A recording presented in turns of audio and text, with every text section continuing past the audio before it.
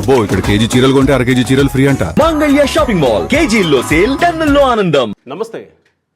గత కొన్ని రోజులుగా సోషల్ మీడియాలో వార్తల్లో యూపీఐ వాడితే బాదుడే అంటూ తెగ ప్రచారం జరుగుతోంది. దీనికి ప్రధాన కారణం ఏంటంటే ప్రస్తుతం జరుగుతున్న పార్లమెంటు వర్షాకాల సమావేశాల్లో కేంద్ర ప్రభుత్వం 2007 నాటి payment and settlement systems PSS యాక్ట్లోని సెక్షన్ 10A కొన్ని సవరణలు చేస్తూ ఒక బిల్లు తీసుకొచ్చింది. పార్లమెంట్లో 2 సభలు ఇప్పటికే దీనికి ఓకే చెప్పేశాయి. కాబట్టి ఇక రాష్ట్రపతి సంతకం పెట్టగానే అధికారికంగా ఇది చట్టంగా మారిపోతుంది.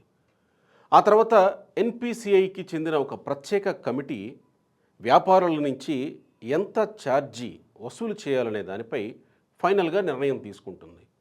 ఇలా చట్టాన్ని మార్చడానికి గల ముఖ్య లక్ష్యం ఏంటంటే ఇప్పటి వరకు డిజిటల్ పేమెంట్స్ అన్నీ దాదాపు ఉచితంగానే సాగాయి. అయితే భవిష్యత్తులో అవసరమైనప్పుడు ఈ లావాదేవీలపై ఛార్జీలు లేదా మర్చెంట్ డిస్కౌంట్ రేట్ నిర్ణయించే లేదా వసూలు చేసే పూర్తి అధికారాన్ని ఈ బిల్లు ద్వారా ప్రభుత్వం తన చేతుల్లోకి తీసుకుంటుంది. ఇలా ప్రభుత్వం చట్టాన్ని సవరించి అధికారం తీసుకునేసరికి జనాల్లో రకరకాల అపోహలు, భయాలు మొదలైపోయాయి.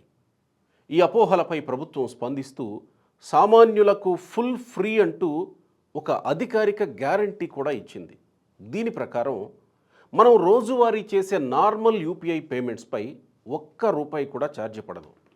అలాగే ఒక వ్యక్తి అకౌంట్ నుండి మరో వ్యక్తి అకౌంట్కి అంటే పర్సన్ టు పర్సన్ పంపుకునే డబ్బుల మీద కూడా ఎలాంటి ఛార్జీలు ఉండవు. అంతేకాకుండా మన వీధి చివర ఉండే కిరాణా కొట్లు, తోపుడు బండ్లు వీళ్ళ దగ్గర చేసే పేమెంట్స్కి కూడా ఎలాంటి ఛార్జీలు వర్తించవు. ప్రభుత్వం కేవలం ఒక పరిమితి దాటి అంటే ఉదాహరణకి 2000 కంటే ఎక్కువ జరిగే పెద్ద పెద్ద లావాదేవీలపై మాత్రమే చాలా తక్కువ మొత్తంలో ఈ MDR ఛార్జీలు వసూలు చేసే ఆలోచనలో ఉంది.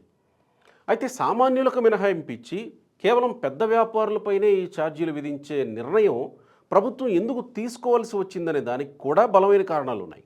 ప్రస్తుతం దేశంలో రికార్డు స్థాయిలో ట్రాన్సాక్షన్స్ జరుగుతున్నాయి. కేవలం జూలై 2026లోనే దేశంలో రికార్డు స్థాయిలో 2366 కోట్ల యూపీఐ లావాదేవీలు జరిగాయి.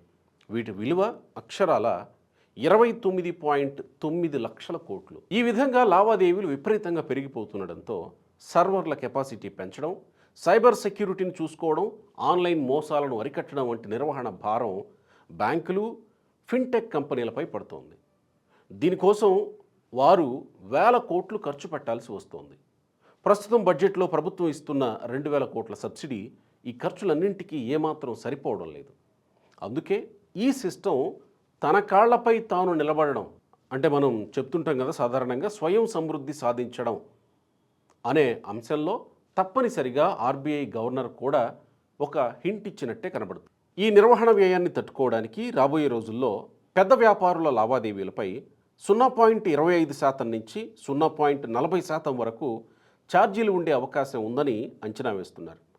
ఇక్కడ ఆసక్తికరమైన విషయం ఏంటంటే 2000కు పైబడి పెద్ద బిజినెస్ లావాదేవీలు చేసే వాళ్ళ సంఖ్య, వాళ్ళు చేస్తున్న బిజినెస్ సంఖ్య కేవలం 4% మాత్రమే. ఇప్పటికీ మొత్తం యూపీఐ లావాదేవీలు చేసేటువంటి డబ్బుల విలువలో దీని వాటా ఏకంగా 67%. అందుకే ఈ ఛార్జీలు గనక అమల్లోకి వస్తే డిజిటల్ పేమెంట్ రంగానికి ఏడాదికి 5,000 నుంచి 10,000 కోట్ల వరకు అదనపు ఆదాయం వస్తుందని ప్రభుత్వం లెక్కిస్తోంది. ఈ మొత్తం వ్యవహారాన్ని పరిశీలిస్తే భవిష్యత్తులో పెద్ద యూపీఐ బిజినెస్ ట్రాన్సాక్షన్లపై చిన్నపాటి ఛార్జీలు రావడం దాదాపు ఖాయంగా కనిపిస్తోంది. కాకపోతే ప్రభుత్వం ఇక్కడ ఒక ముఖ్యమైన విషయం గుర్తుపెట్టుకోవాలి.